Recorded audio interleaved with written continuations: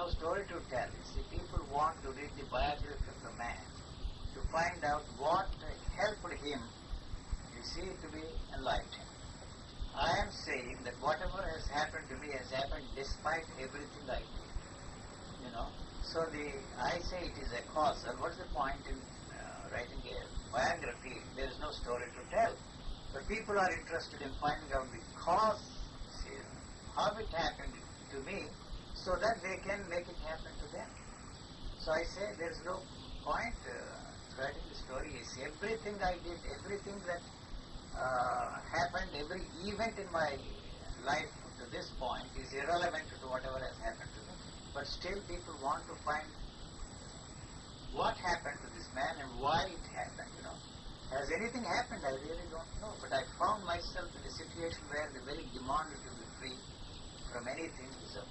But you had this experience I mean, I take it you had been doing a lot of meditating and for years before this, right? Yes, all that I rejected. And you never had that experience. No, whatever what you're describing is a fairly classic Satori kind of... I don't know, I would call it, you see, but what triggered this is, I would never know. So there is no question of... But you were open to, you weren't, you didn't have that goal in mind. You were just watching the show, right? Yes, no.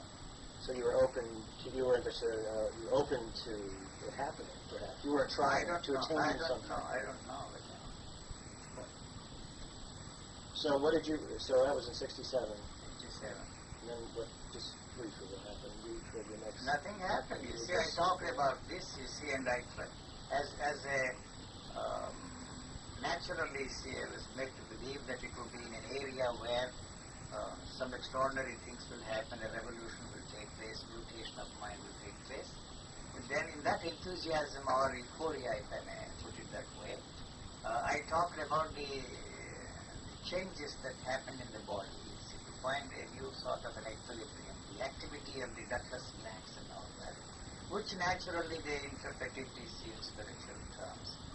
And then I realized that somewhere that you see people who listened to this started simulating these things and experiencing the things that I talked about. So it is neither the physiological change nor a psychological change. There is actually no change there at all, except that the body after this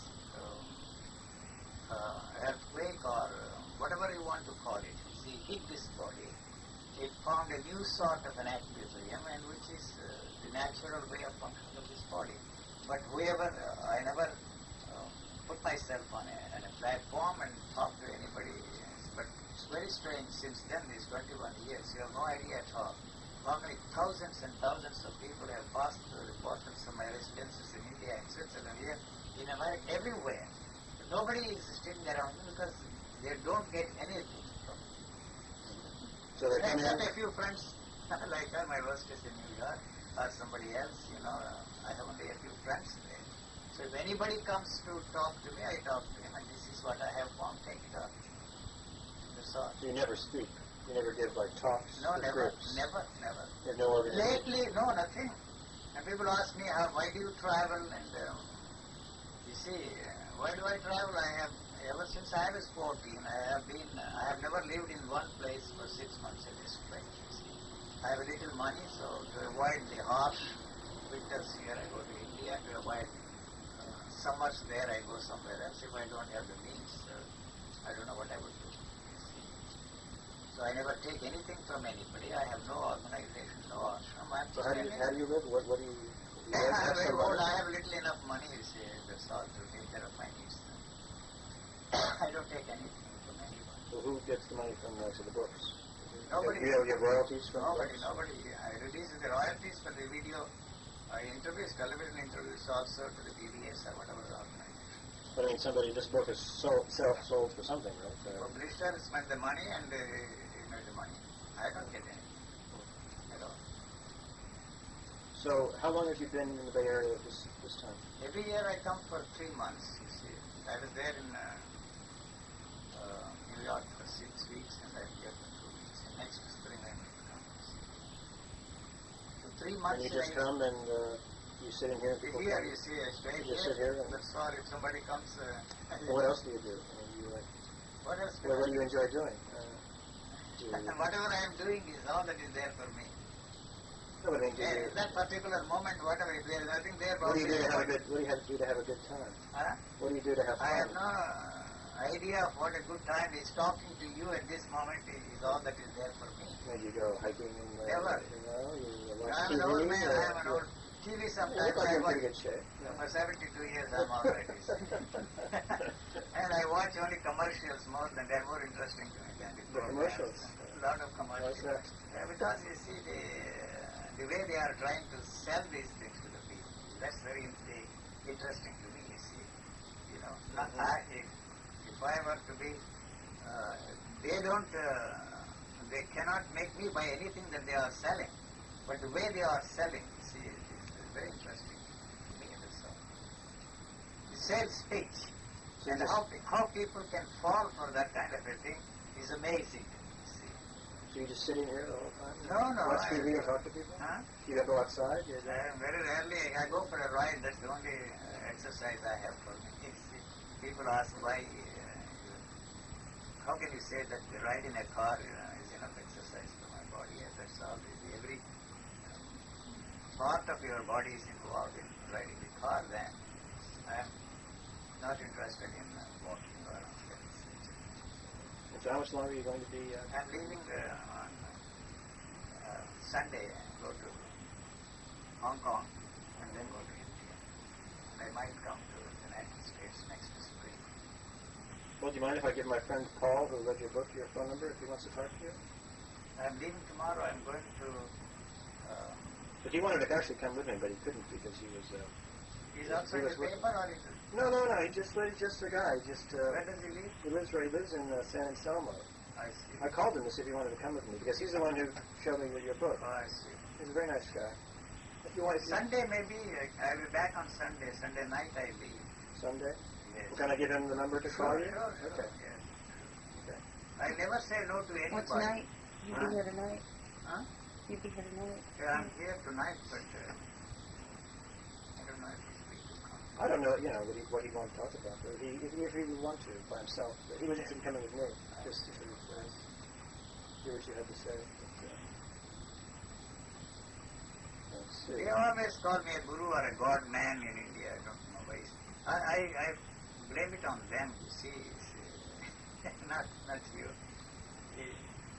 Why you can't put me across to your readers what I'm trying to say? See, I'm trying so hard to express myself in such a way that there is no religious content in what I am saying. I don't care what you Well, that's call why me. you would say anti-guru in the sense of or I am not trying to free anybody. No, that doesn't mean against gurus. It means more like just that it's... I don't know exactly what anti-guru does mean. I really don't know, but I think it's not fair to call me an anti-guru because the reference point is the guru. And I'm not for a moment trying to free them from their gurus. Well, but you are saying there's nothing spiritual about this experience. So in that sense, it's an anti... It's nihilism. It is whatever label you put on that. It's all right with me. I just don't care. Even if some factual errors are there in reporting, it doesn't interest me at all. You don't care if you're you say you don't No. care if you're misquoted. You don't care Not at all. what happens with Not your at all. book. Not at all. When was this picture taken? 15 years ago. Is there anything else I wanted to ask you? You do the reporting in the religious section or what? Well, I read a lot about religion, the psychology, human behavior, that sort of. I see. But so yeah, that whole very broad range of stories, everything from But you write to this. everything from the Chronicle, the San Francisco Chronicle. I'm going to give you my card just so you know who. No, I'm just What? curious, you see. Just so you know. And I read about religion, psychology, and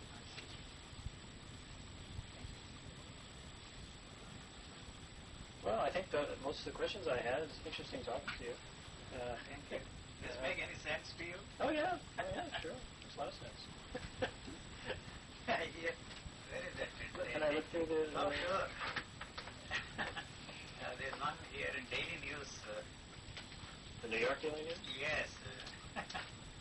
Bill Bell? Somebody who is that? Yeah. Huh? Yes. Is it Bill Bell? Yeah, I know Bill. I just saw him at the Catholic Bishops meeting last week. Really? Yeah. I don't know. He's funny. Did you like Bill? I don't know. I don't know anything. I don't read newspapers. Oh, he didn't interview you. No. Oh. He reviewed that book, the first book, and some rabbi, published the book in America.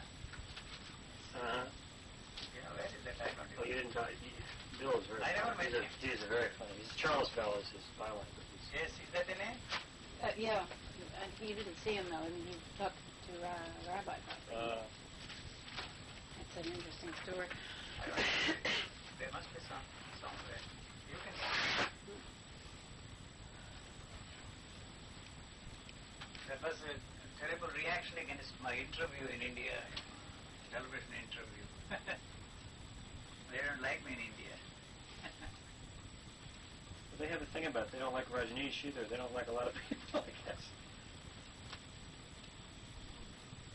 So these are mostly Indian papers? Yes, mostly. Also, you see, there's Dutch papers there, Holland and French, Italian.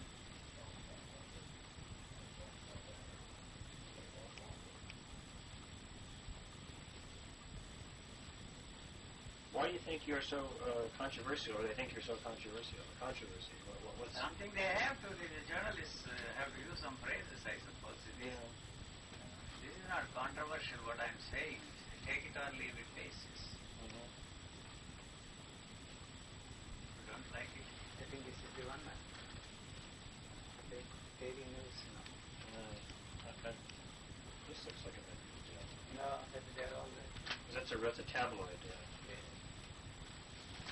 Yeah, I should see what he wrote there.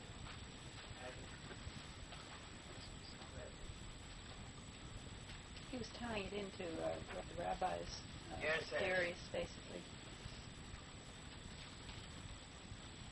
Well, how did you first hear about UG? I read his book, The Mystic Enlightenment, last year in Cambridge, and came out here actually last spring to be with a teacher, and then Which teacher? Andrew Cohen. I haven't heard of him yet. The Vedanta teacher, Oh, what? Advaita Vedanta teacher, the guru. Uh-huh. And then I read Yuji's other book, This Mind is a Myth, down in Carmel, and found out that he was going to be here. So I came and visited him several times with some other people who had come out here. And it just ended that desire to be with a teacher. Very freeing. We all left, went back to New York, and went back to our lives. Huh. So now he stays with your place when he comes to New York? He just did this last time. He invited him to stay. And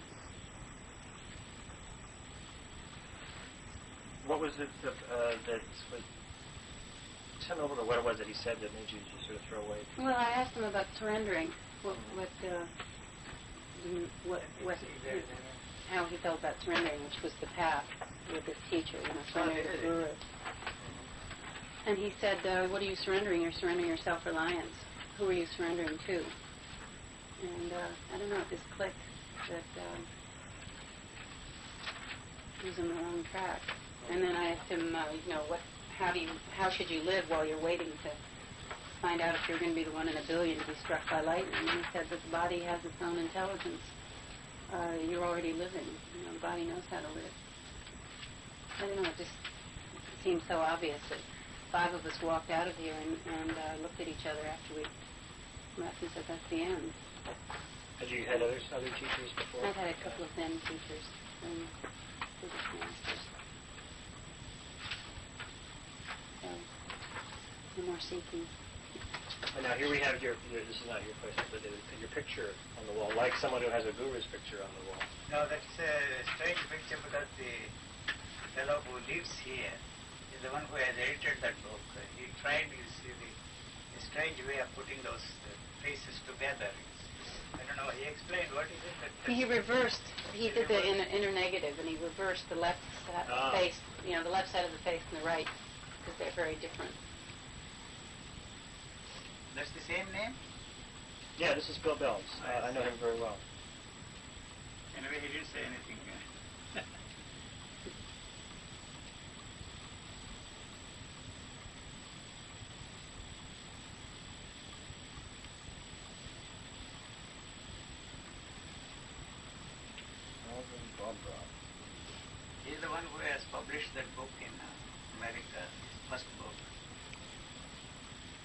You say you're 72? Yes. You say your age wrong here? Because he has you 66. That was a long time ago, 4 years ago or 5 years ago. I don't know when it was. No, it says 80. So it says 88. He can't be 66. He was born 1918, 71 and odd. Yeah.